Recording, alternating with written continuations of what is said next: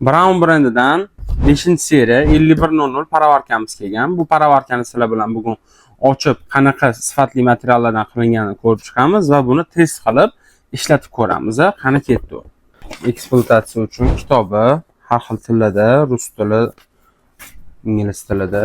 Paravarkani o'zi shunaqa transportirovочный korobkada joylashtirilgan bo'ladi. Hop, paravarkamizni komplektida mana shu narsalar hammasi chiqadi. Birinchi o'chirda pastiga suv solib qo'ysak bo'ladi. 304 litr suv ketadi. Undan keyin ikkita etajli paravarkasi bor. Buni qo'yib ishlatishimiz mumkin bo'ladi. Hop, komplektida mana shu narsalar nima uchun chiqyapti? Alohida yana bitta paddoni chiqadi. Navoda paddonni alishtirmoqchi bo'lsanglar, mana shunaqa nasatkasi chiqadi. Nima uchun? Tuxum pishirmoqchi bo'lsanglar, bittada 6 tuxumni ham par orqali pishirish mumkin bo'ladi.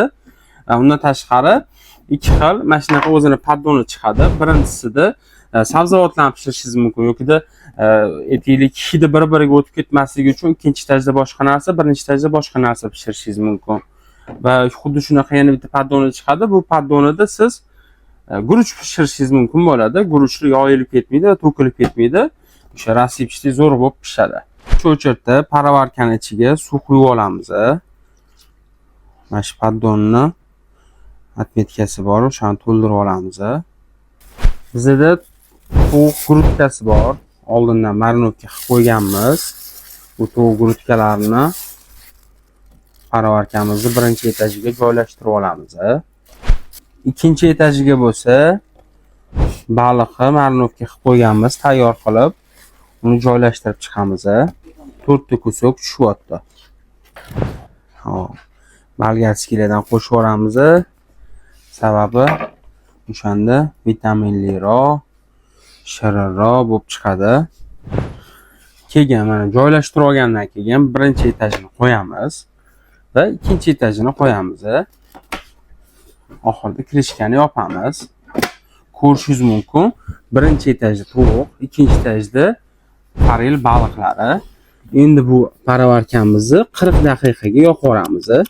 40 daqiqa yoqib yuborsak, momentanli par chiqishni boshlaydi va qizdirib pishirishni boshlaydi. Bunaqa usulda pishirilgan ovqatlar tabiiyligini saqlab qoladi. Vitaminlar, minerallar hammasi o'zida qoladi. Rezultatni ko'rasizlar.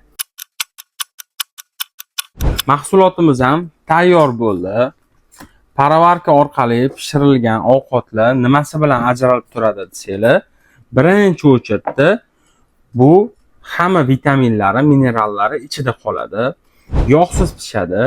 Undan tashqari hamma mazasi o'zida qoladi. Kaloriyasi past bo'ladi. Tovuq gurutkasi misolida ko'rishimiz mumkin. 40 daqiqa ichida tovuq gurutkasi qanaqa pishganini ko'rishingiz mumkin. Prosta marinovka qilamiz va qo'yib yuboramiz. Vaqtinglarni tejab beradi bu.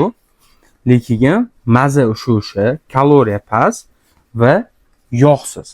Tabiiy, sog'lom ovqat. Endi buni bitta proba qilib ko'ramiz. Bismillah. Gap bo'lishi mumkin emas. Sochning mo'shini chiqdi, haqiqatda. Mazalari ham zo'r chiqqan.